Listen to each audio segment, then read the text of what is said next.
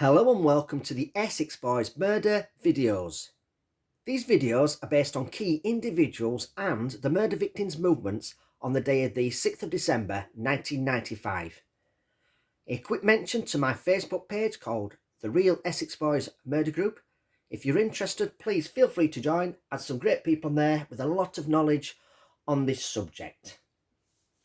Also, if you're interested in these 5:03 p.m. phone call to Pat Tates mobile videos involving Mickey Bowman and Billy Archer, I do recommend watching from part 60 onwards, with the sequence of events that have led me in this video and the time frame being around 7:35 to 7:50 p.m. on the evening of the murders. So in this video, I will carry on with the sequence of events to find out if it was possible that Mickey Bowman and Billy Archer could have executed the Essex Boys that night.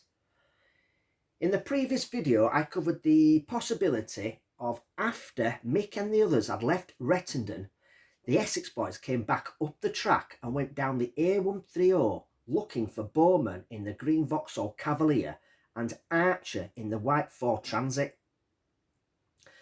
A witness, Ian Reid, spotted all three vehicles along the A130 at approximately 7:25 p.m. that evening. The witness, Ian Reid, saw the Vauxhall Cavalier give way to the Range Rover so it could make a sharp U-turn and then set off towards the White House Farm area. Now, the witness followed the Vauxhall Cavalier and he saw it pull into a lane where there was some bungalows. He then carried on along his journey towards Chelmsford. So, was it Tony Tucker giving instructions to Craig Rolfe to turn the vehicle around now they've spotted Mickey Bowman in the green Vauxhall Cavalier and to follow it back up the A130? Did the Essex Boys spot Mickey Bowman in the green Vauxhall Cavalier just close to them bungalows and gave Mickey Bowman instructions to go down a farm track just ahead on the right? Did Bowman tell Tucker that he'd wait for Archer and get into the Ford Transit van and then they'll make their way down the track to discuss business? In the previous video, I also covered the possibility of Mickey Bowman and Billy Archer executing the Essex Boys. If you haven't watched any of these 5:03 p.m. phone call to Pat Tates mobile videos, I do recommend giving them a watch, as there's different suspects who could have made that call either on the 5th or the 6th of December 1995. The first one is part 55 and so on. And then Mickey Bowman and Billy Archer's, they start at 60 and are still ongoing. So yeah, if you've got time, just try and go back and watch these videos. So back to this video. The crime scene investigators said it's more than likely another vehicle came down the track. They also said there were no tyre tracks going away, but puddles were iced, so it was possible a vehicle left. Now, I just don't think Billy Archer would want to risk using his own car to drive down the track so they could execute the Essex Boys. I think they would have got a used or a stolen vehicle, and then I think they would have arrived in different vehicles, and I think they would have used a stolen vehicle to commit the executions, then get rid of it. So on the night of the murders, was Mickey Bowman driving Billy Archer's green Vauxhall Cavalier and Archer driving a stolen white Ford Transit van? Both these vehicles were seen in the area of Rettendon that evening at approximately 7:25 p.m. by the witness Ian Reid. He also saw a blue Range Rover at the same time on the A130. So the Essex Boys have now been executed and Bowman and Archer are making their way back up the track in the white Ford Transit van. What I'll do now is carry on with the next sequence of events.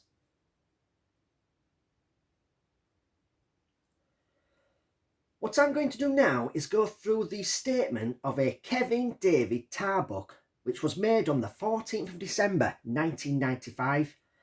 And before I go through Kevin Tarbock's statement, I just want you to look over here at this place. Now, most of you know this is White House Farm. This is where the Theobalds lived at the time. And I'll just go back a moment. So they had a farm shop inside this forecourt, and they also had a shed where they'd grade eggs. Now, I'd say this shed here that I'm circling now was probably where the Theobalds graded their eggs for the commencing week. But yeah, I just want you to get a feel of this place.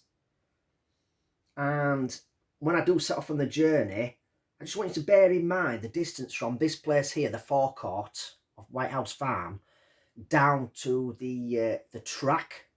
The reason for this is I'll be going through another witness statement later on in this video, and it's just to give you a rough idea of the distance from White House Farm down to where the executions took place.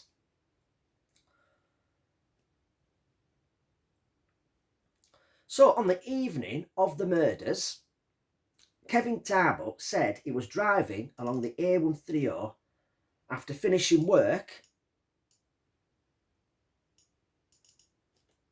and he remembers passing White House Farm, which is on the left here.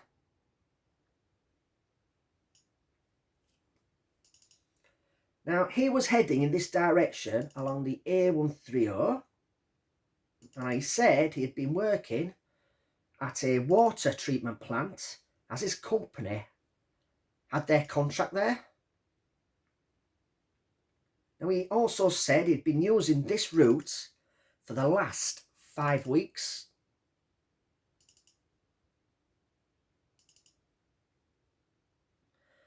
Now, as he went along the A130 heading home, he said he approached a small lane on the left-hand side, which would have been the White House Farm track, which is just up here on the left here, as we all know. Now, as he got closer to the lane, he said a white Ford van emerged from the lane and turned left towards Rettendon in front of him. Now, he said it only had one male person who was in it, who was driving. Now, the reason he remembers this, as when it pulled out in front of him, it caused him to brake. And because it was icy and snowing, he thought what an idiot this driver was. Now, the vehicle then accelerated away from him. He then says he followed it down to the Rettendon Turnpike, but had lost it by then. So that's the statement from a Kevin Tarbock, which was made just 9 days after the murders. So this incident would have been fresh in his mind. So that's 2 witnesses now that have seen a white van in the area of Rettendon on the evening of the murders. I mean, could this be Billy Archer driving away from the murder scene? Whoever this driver was certainly was in a rush, according to Kevin Tarbock. I mean, he said it pulled straight out in front of him and sped off down towards the Rettendon Turnpike. I mean, could he simply have not noticed there was a front seat passenger?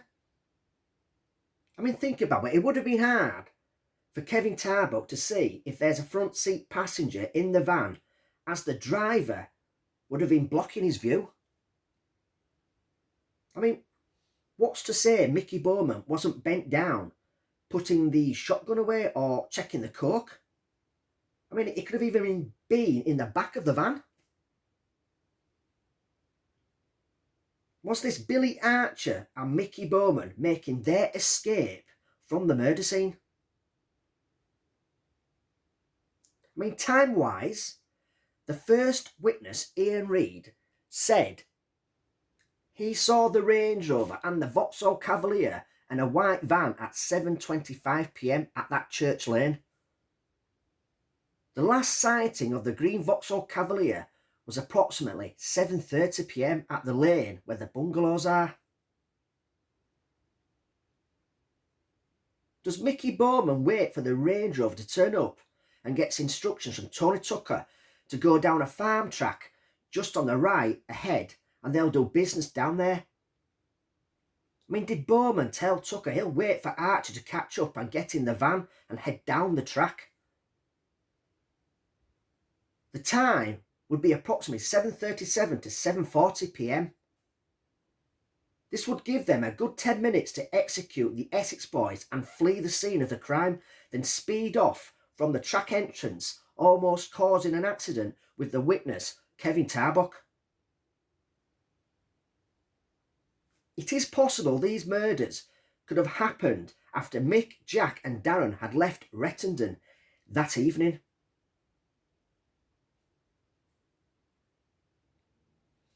The time the witness, Kevin Tarbock, saw the white van speed off from this lane was 7:50 p.m.